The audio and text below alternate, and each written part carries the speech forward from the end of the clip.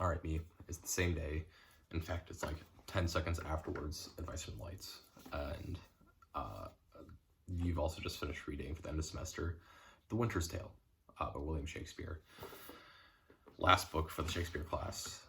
And then I hope to never pick up another piece of Shakespeare again.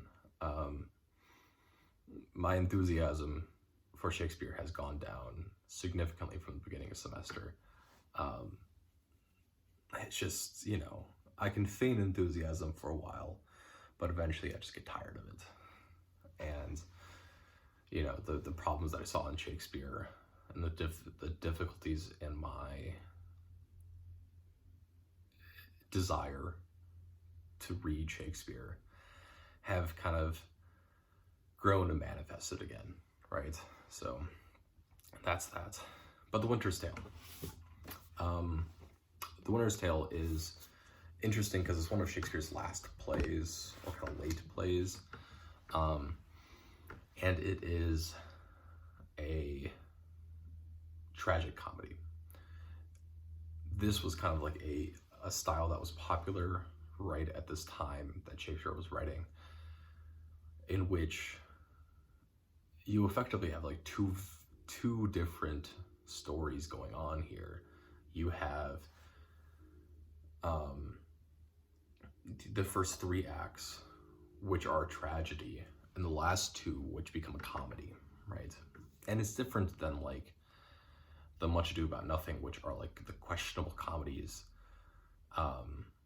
This is much more you are supposed to feel a tragedy, and then these last two acts are supposed to make some things right again. So that's interesting. Other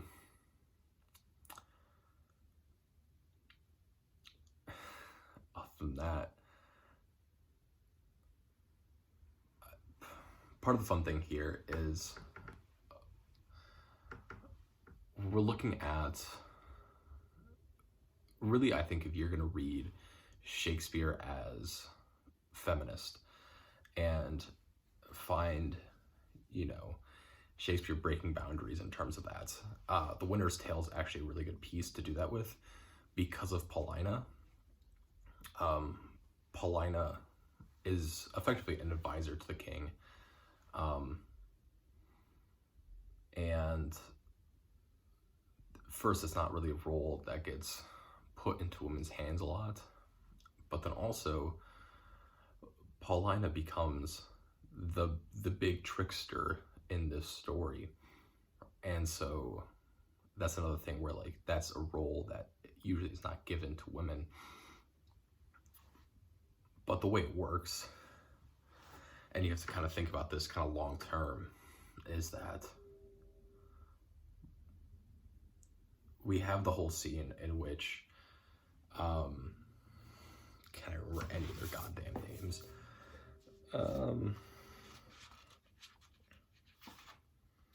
So we have like the trial scene, right? And then we get Leontes. He hears the prophecy from the oracle that's supposed to set everything right. There's this baby that's been born. Leontes thinks that it is not his child. He thinks it is Polixenes' child. And Polixenes and his wife Hermione had an affair. That's what he thinks. And so he holds this whole trial. He calls for the oracle. The oracle sends a note. The note says Polixenes is innocent, Hermione's chaste, and Leontes is an asshole. That's basically what it says. And so, and then Leontes, whether because he actually doesn't believe the oracle, or because he realizes now the situation that he's put in which he has to admit that he's wrong, Leontes decides that, the oracle, I don't care. I'm still sentencing Hermione to death. And then Leontes and Hermione's first child, Mamilius, dies. And then Leontes is like, oh, the gods, the gods, the gods. but still doesn't stop Hermione from being killed, right? He doesn't stop that. Or it doesn't like pull back and say, no, we're gonna stop all this. Okay, I see I'm wrong. Instead, he just kind of goes along with it still. And then Hermione falls and collapses. She gets drugged somewhere off stage. Paulina goes after her.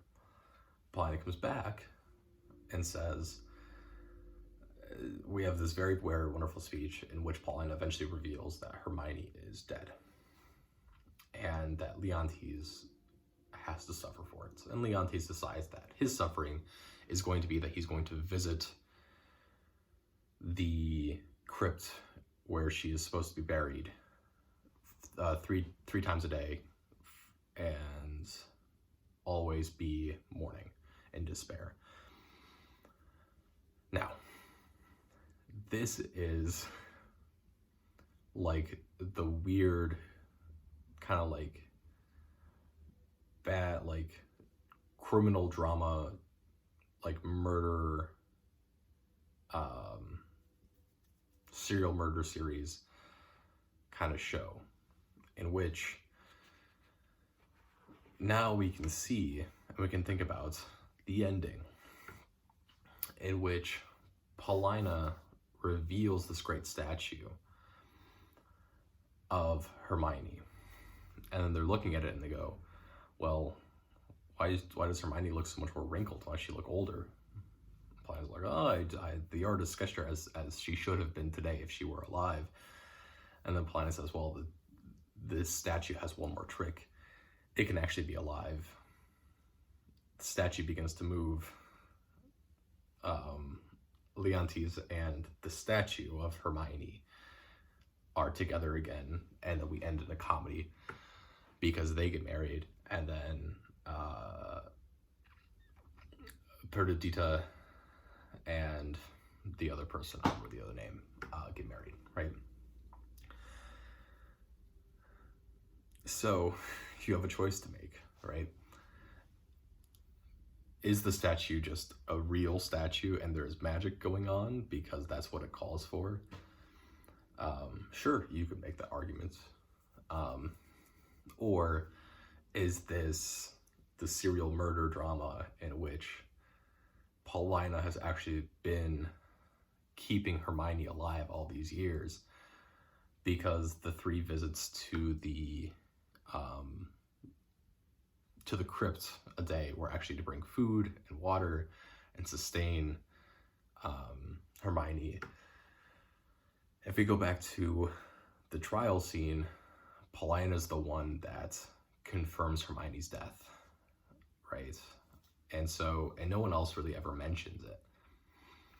And so we get to ask this question, well, was Paulina lying this entire time to keep Hermione actually alive, but then also make Leontes suffer until the right thing was done, right?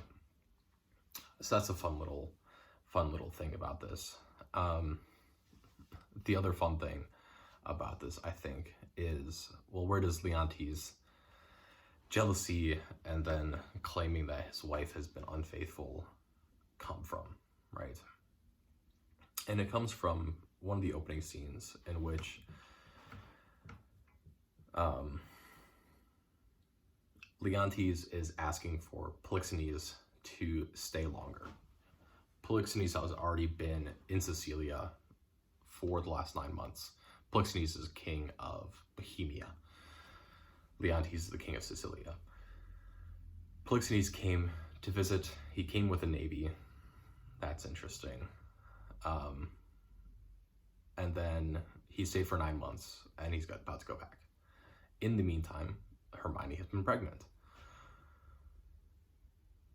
So, Leontes asks Polixenes to stay longer. Polixenes says, no, I have a child that has just been born. I need to go back. And then Hermione says, well, and then Leontes asks Hermione to persuade him.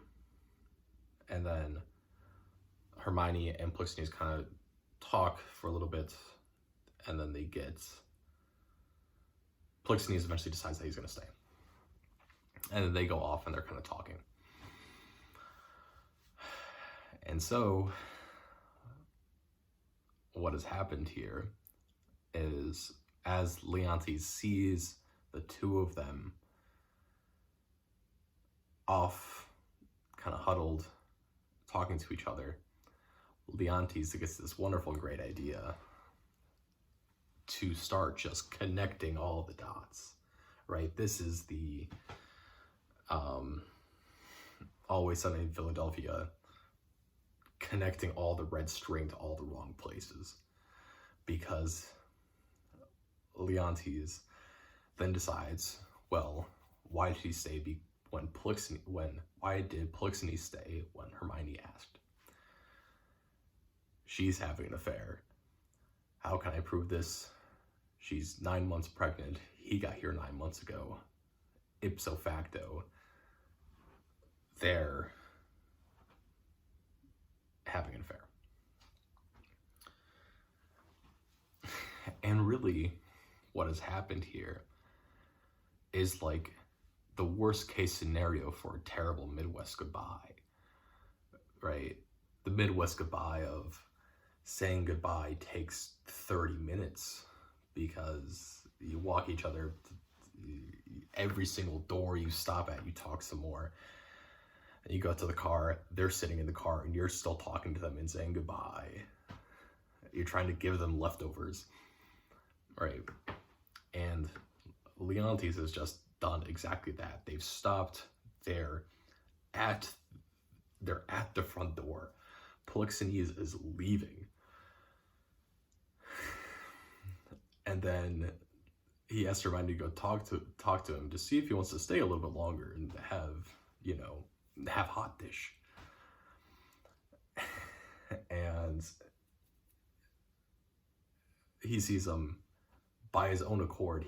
They're doing exactly what he has asked them to do. And then he goes, "You're having an affair." Right?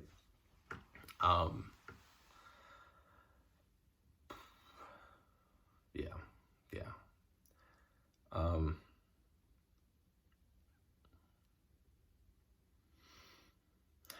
I guess the other character to talk about kind of is Autolycus, something like that. Autolycus is more of the kind of traditional kind of trickster character. This character is really kind of an embodiment of theater, right? Really kind of comedic theater, in which Autolycus is doing and managed to get all the right answers by doing all the wrong things, right? Autolycus is the one that ensures that the shepherd and the clown go and speak to the king and tell them and reveal the truth about who Perdita is, with the evidence that had been initially found in the little basket, right? But Autolycus doesn't do it because it's the right thing to do. He does it because he's going to get money out of them, right?